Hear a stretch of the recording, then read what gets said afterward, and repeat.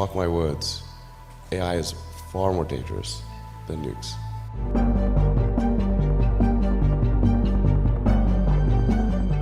AI, artificial intelligence, यानी वो तकनीक जो एक तरह से चमत्कार है,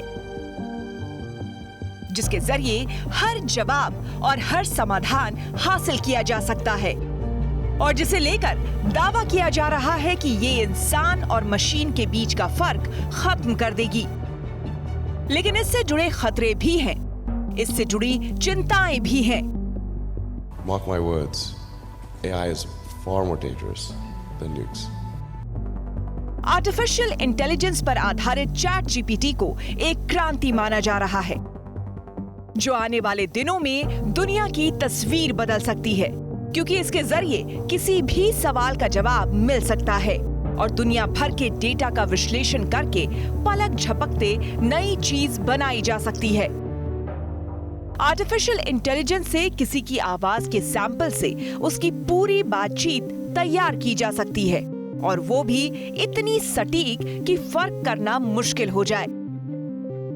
लेकिन इसी तकनीक का इस्तेमाल करके अमेरिका में एक मां को उसकी बेटी को अगवा करने की धमकी दी गई और सबूत के तौर पर बेटी की आवाज सुनाई गई।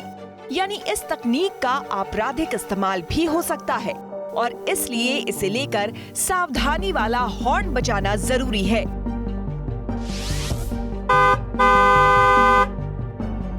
पहले आपको बताते हैं कि अमेरिका के एरिज़ोना में रहने वाली जेनिफर डिस्टेफनो के साथ क्या हुआ।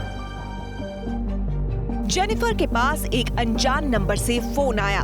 फोन उठाते ही उन्हें उनकी 15 साल की बेटी की आवाज सुनाई दी। इसके बाद एक शख्स की आवाज आई जिसने कहा कि जेनिफर की बेटी उसके कब्जे में है और अगर वो उसे बचाना चाहती है तो $1 मिलियन यानी करीब 8 करोड़ रुपए दे। फोन पर पीछे से जेनिफर की बेटी की आवाज आ रही थी जो मदद की गुहार लगा रही थी। जेनिफर ने कहा कि उसके पास इतने पैसे नहीं हैं, तो आरोपी $50,000 पर मान गया।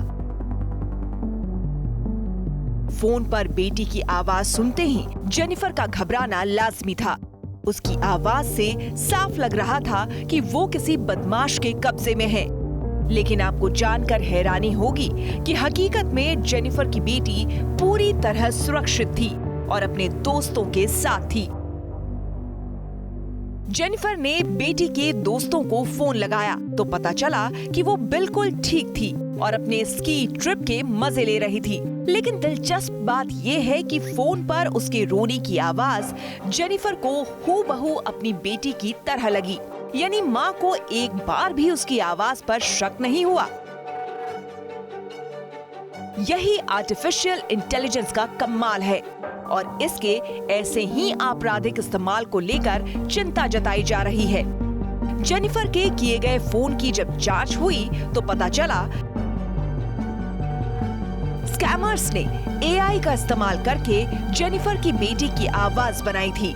हो सकता है कि स्कैमर्स ने उसके पब्लिक इंटरव्यूज से उसकी आवाज के सैंपल लिए हों।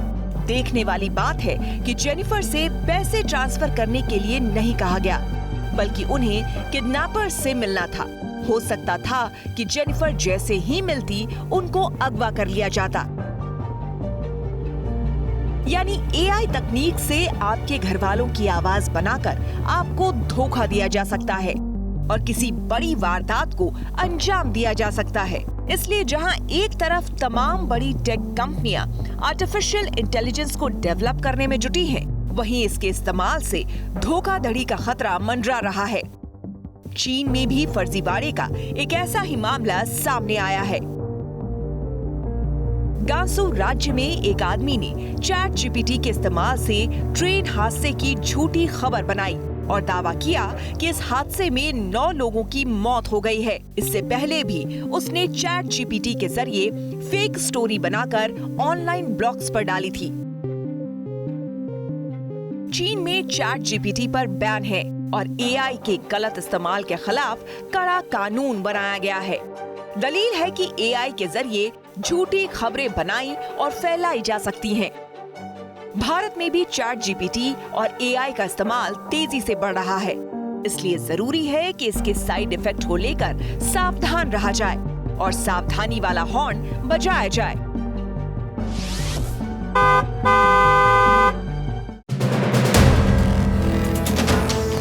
वीडियो पसंद आया तो हमें लाइक, कमेंट, शेयर और सब्सक्राइब जरूर करें।